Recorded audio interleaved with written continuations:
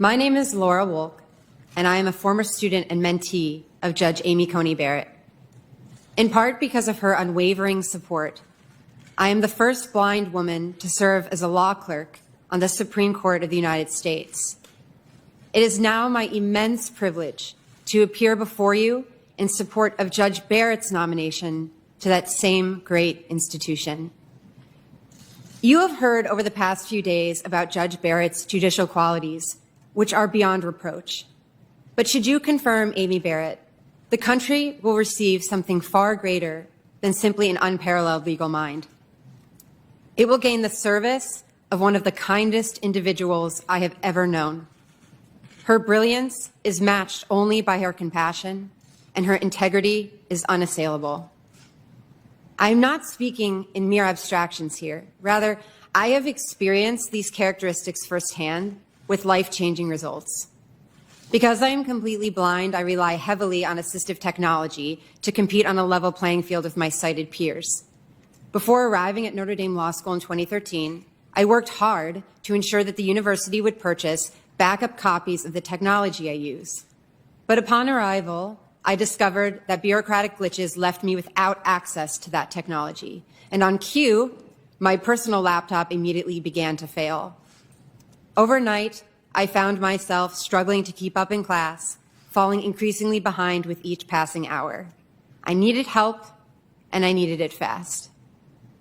I'd been Judge Barrett's student only for a few weeks, but her graciousness and warmth gave me hope that she could provide me with that assistance.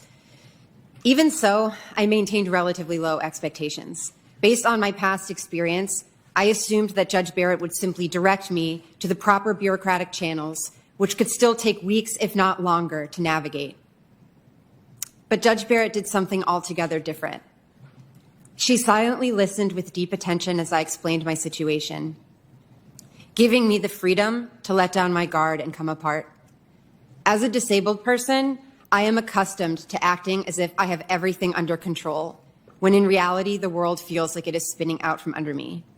But in front of Judge Barrett, I was able to let the mask slip and indeed to disappear completely.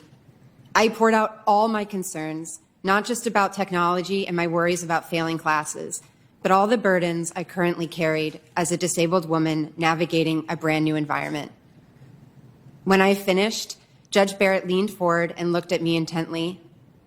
"Laura," she said, with the same measured conviction that we have seen displayed throughout her entire nomination process, "This is no longer your problem, it's my problem." I can't capture adequately the relief that washed over me at her words. Her offer was rare enough in its own right, but even when such offers are extended, many unfortunately do not follow through.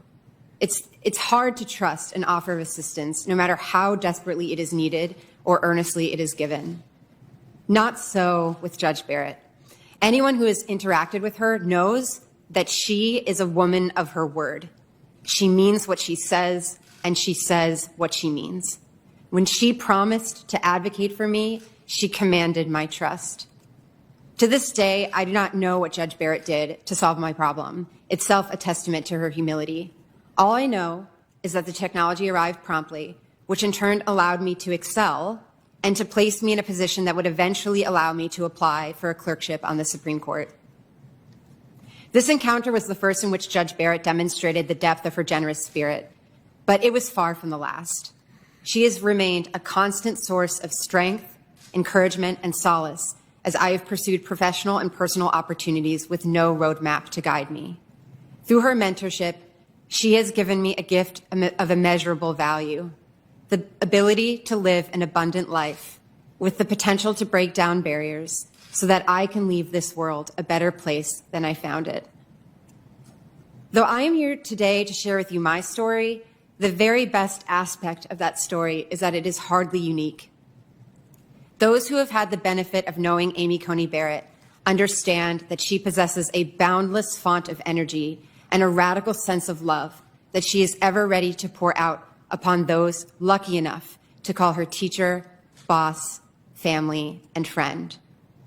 Judge Barrett will serve this country with distinction, not only because of her intellectual prowess, but also because of her ability to treat everyone as an equal deserving of complete respect. As a beneficiary of both of these qualities, I urge you to confirm Judge Amy Coney Barrett to the Supreme Court of the United States. Thank you. Thank you. Thank you all. I mean, your testimony and